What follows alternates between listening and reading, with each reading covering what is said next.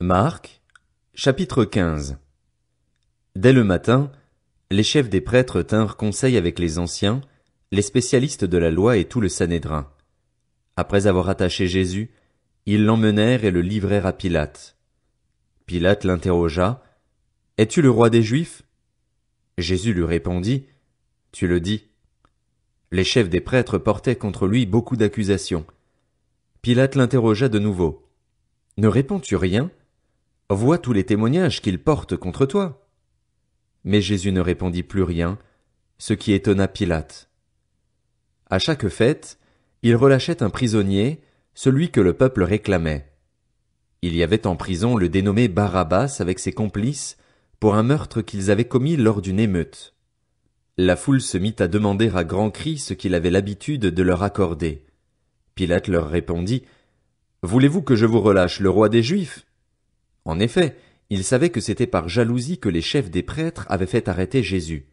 Cependant, les chefs des prêtres excitèrent la foule afin que Pilate leur relâche plutôt Barabbas. Pilate reprit la parole et leur dit. « Que voulez-vous donc que je fasse de celui que vous appelez le roi des Juifs ?»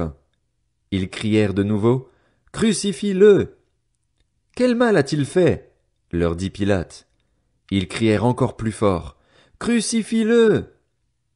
Voulant satisfaire la foule, Pilate leur relâcha Barabbas et, après avoir fait fouetter Jésus, il le livra à la crucifixion. Les soldats conduisirent Jésus à l'intérieur de la cour, c'est-à-dire dans le prétoire, et ils rassemblèrent toute la troupe. Ils lui mirent un habit pourpre et posèrent sur sa tête une couronne d'épines qu'ils avaient tressée. Puis ils se mirent à le saluer. « Salut, roi des Juifs !» Ils lui frappaient la tête avec un roseau, crachaient sur lui et se mettaient à genoux pour se prosterner devant lui. Après s'être ainsi moqués de lui, ils lui enlevèrent l'habit pourpre, lui remirent ses vêtements et l'emmenèrent pour le crucifier. Ils forcèrent un passant qui revenait des champs à porter la croix de Jésus. C'était Simon de Cyrène, le père d'Alexandre et de Rufus. Ils conduisirent Jésus à l'endroit appelé Golgotha, ce qui signifie lieu du crâne. Ils lui donnèrent à boire du vin mêlé de myrrhe, mais il ne le prit pas. Ils le crucifièrent, puis ils se partagèrent ses vêtements en tirant au sort pour savoir ce que chacun aurait. C'était 9 heures du matin quand ils le crucifièrent. L'inscription indiquant le motif de sa condamnation portait ces mots, « Le roi des Juifs ». Ils crucifièrent avec lui 2 brigands, l'un à sa droite et l'autre à sa gauche. Ainsi fut accompli ce que dit l'Écriture, « Il a été compté parmi les criminels ». Les passants l'insultaient et secouaient la tête en disant, « Hé, toi qui détruis le temple et qui le reconstruis en 3 jours, sauve-toi toi-même, descends de la croix. » Les chefs des prêtres, avec les spécialistes de la loi, se moquaient aussi entre eux et disaient, « Il en a sauvé d'autres et il ne peut pas se sauver lui-même. » Que le Messie, le roi d'Israël, descende maintenant de la croix, afin que nous voyions et que nous croyions. Ceux qui étaient crucifiés avec lui l'insultaient aussi. À midi, il y eut des ténèbres sur tout le pays, jusqu'à 3 heures de l'après-midi.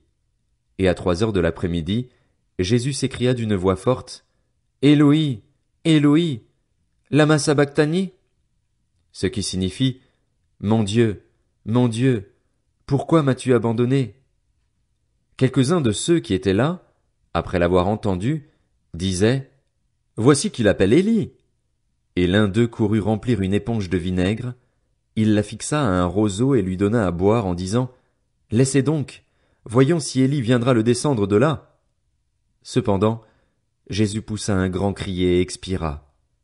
Le voile du temple se déchira en 2, depuis le haut jusqu'en bas. Quand l'officier romain qui se tenait en face de Jésus entendit son cri et le vit expirer de cette manière, il dit, « Cet homme était vraiment le Fils de Dieu. » Il y avait aussi des femmes qui regardaient de loin. Parmi elles était Marie de Magdala, Marie, mère de Jacques le jeune et de Josès, ainsi que Salomé, qui le suivait et le servait lorsqu'il était en Galilée, et beaucoup d'autres femmes qui étaient aussi montées avec lui à Jérusalem. Le soir venu, comme c'était le jour de la préparation, c'est-à-dire la veille du sabbat, Joseph d'Arimathée arriva. C'était un membre éminent du conseil qui attendait lui aussi le royaume de Dieu. Il osa se rendre vers Pilate pour demander le corps de Jésus. Pilate s'étonna qu'il soit déjà mort. Il fit venir l'officier et lui demanda si Jésus était mort depuis longtemps. Une fois renseigné par l'officier, il fit remettre le corps à Joseph. Joseph acheta un drap de lin, descendit Jésus de la croix, l'enveloppa dans le drap de lin et le déposa dans un tombeau taillé dans la roche. Puis il roula une pierre à l'entrée du tombeau. Marie de Magdala et Marie la mère de Joseph regardaient où l'on déposait Jésus.